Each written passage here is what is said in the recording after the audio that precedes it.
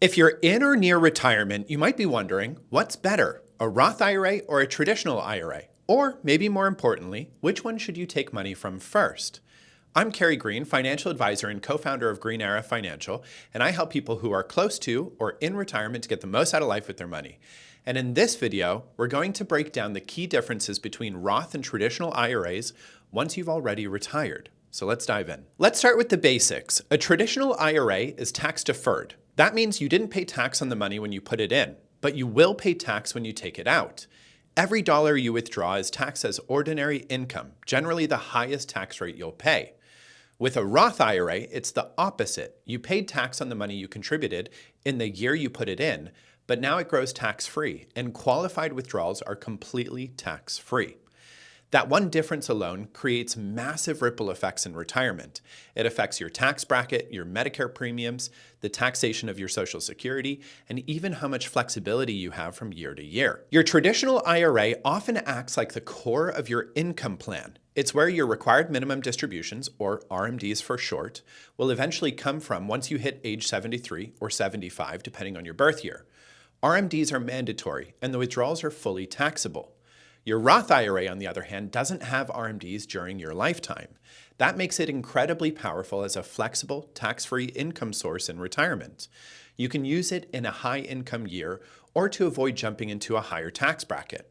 So here's how I usually explain it to clients. Your traditional IRA is a reliable but taxable source of income. Think of it like your paycheck in retirement.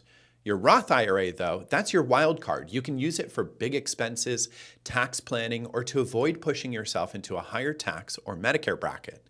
So having both gives you options, and options in retirement are incredibly valuable. This is where things get interesting. The traditional advice is often to spend from your traditional IRA first, while letting your Roth grow as long as possible.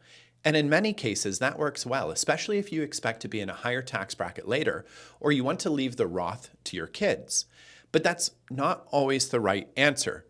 So let's say taking a large withdrawal from your traditional IRA pushes you into a higher bracket, or increases how much of your Social Security is taxed, or causes your Medicare premiums to jump due to IRMAA. That's where the Roth comes in. Instead of relying fully on one account, you can blend withdrawals. Maybe you take enough from your traditional IRA to fill up the 12% tax bracket, and then pull the rest from the Roth to avoid crossing into the 22% tax bracket or triggering IRMAA. This kind of coordination, managing your income across multiple different types of accounts, is how retirees reduce their lifetime tax bill and make their money last longer. So let's look at an example. Let's say you're retired and you need about $90,000 a year to live comfortably. Now you have $1 million in a traditional IRA and $250,000 in a Roth. If you took the full $90,000 from your traditional IRA, that could bump you into a higher tax bracket, increase the percentage of your Social Security that's taxed, and potentially trigger IRMAA surcharges on Medicare premiums.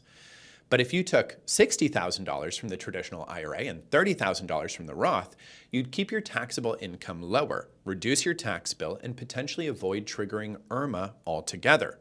On top of that, you maintain more flexibility in future years because you're managing your tax exposure strategically. And here's the part most people miss. That Roth IRA withdrawal didn't just save you taxes this year, it preserved your ability to avoid higher taxes in future years too.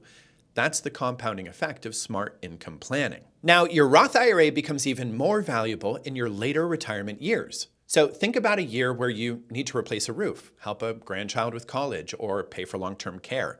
If pulling $20,000 from your traditional IRA would spike your income, tapping the Roth could be a perfect way to fund that expense with zero tax impact.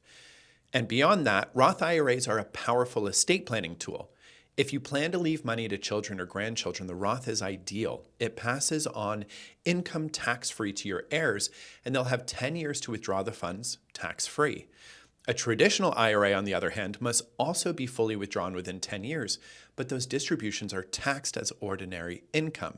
So in a very real sense, keeping your Roth intact for as long as possible can be a legacy move, not just a tax planning move. So the big question, Roth or traditional? The truth is, both accounts play critical roles in a well-structured retirement. But the key isn't picking one over the other. It's knowing when and how to use each one. In retirement, Roth IRAs give you flexibility, tax-free income, and planning opportunities. Traditional IRAs give you reliable, steady income, but they come with tax consequences you'll want to manage carefully. A thoughtful withdrawal strategy that blends both accounts along with your Social Security, Medicare, and your tax picture can help you keep more of your money and reduce surprises later. So if you'd like help building that kind of strategy for your retirement, you can always feel free to reach out to me directly or visit us at greenerafinancial.com. I'm always happy to help if I can. Thanks for watching, and I'll see you next time.